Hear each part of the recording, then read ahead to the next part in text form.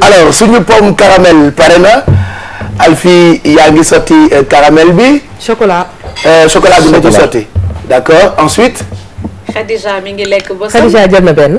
voilà Khadija tamit et on va goûter tout de suite. nga ñëw servir ñu. comme ça ñu jeexal yeewu leen dans quelques minutes ñu àndandoo ak Alfie pour le journal en français. Alfie dégg nga Alfie nu mu tuddati. Léa Soukeyna Ndiaye sama rakk jooju alors quels sont les projets. Nouvel album en préparation. Ok, qui sort quand? On n'a pas encore de date, mais faut calculer minimum fin d'année, sinon début 2015. Ok, d'ici décembre quoi wala. Ouais, peut-être un peu plus tard même. D'accord, en dehors de ça fu ñu mën a fekk parce que gars yi dañuy bëgg di fekkee say show, c'est ça? Ouais, de la def show donc ça fait un moment. Je pense que je pense pas faire de show avant fin novembre ou peut-être décembre quoi. D'accord. Voilà, une fois qu'on est sûr de la date de sortie, on commencera à promouvoir ça. D'accord, mais il faut rappeler que tu es présent sur les réseaux sociaux et tout ça. Oui, je suis présent. On peut avoir toutes les infos. Ouais, je suis sur Facebook, sur Mix Official. Si tu fais Mix Official, MIXO2FICIAL. D'accord. Tu vois. Parce que Facebook, Instagram, Twitter. boo bindee mix satellite sax di nga ko gis. waaw bu tudd mix. Mix la tudd. et puis j'ai vu aussi ay mix yu bëri ah. dañ maa dëpp di ok dañ maa dëpp ni di nga lekk ci chocolat bi. voilà tu vas manger tout de suite.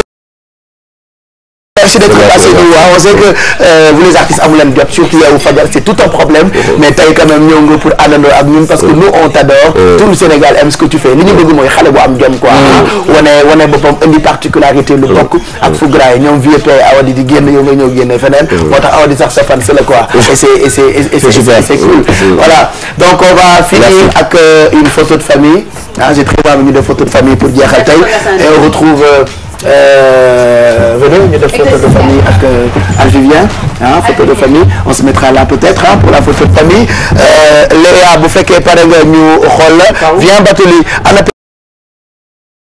waaw ñoo leen photo wu ñu jeexal yeewu leen bi tey jaajëf allez kan moo bëgg a photo wu ak man parce que après du ma am jot madame kaay leen ñu def selfie voilà ñu bëgg a def selfie ak man ana père leen waaw kaay leen après damay ñàkk jot après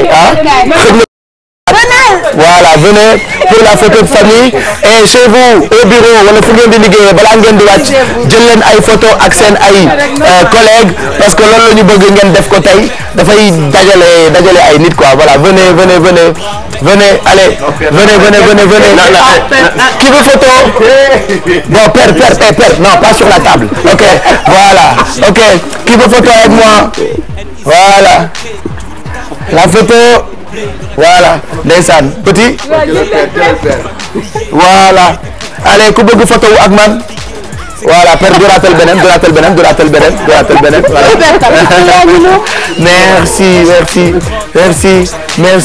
merci voilà beneen photo pour ñun ñëpp ak mix c'est ça voilà